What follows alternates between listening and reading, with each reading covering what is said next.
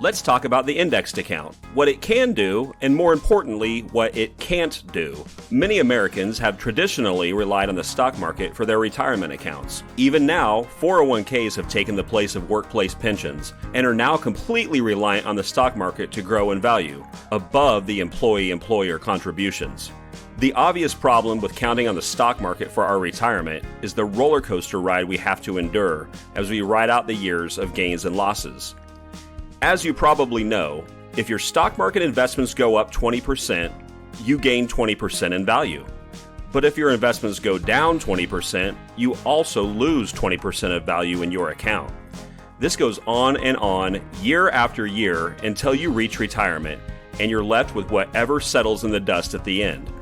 But what happens when the stock market takes a huge loss, like the 54% drop that took place in 2008?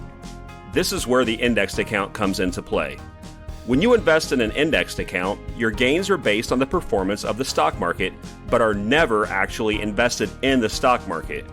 When the market goes up, your account is credited based on the increase.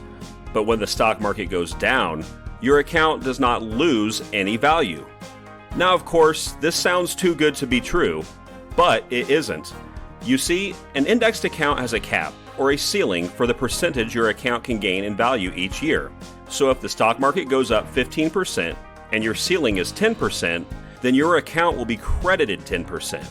But if the market goes down 10%, you have a floor at 0 that keeps the account from ever losing money. You sacrifice a small amount of the upside to never have a downside. Looking at an example of how the stock market goes up and down year after year, leading to gains and losses, can be stressful. But let's look at an indexed account on the same graph. You see the stock market go up, so the indexed account also goes up. But then the market goes down the next year, and your indexed account stays the same value, not losing a single cent. The next year the market goes up again, so the indexed account goes up as well. But what you will notice here is that the market has to make up for the losses of the previous year, while the indexed account continues going up from where it left off. Not only can you never lose any of your investment, you also never lose anything you've gained.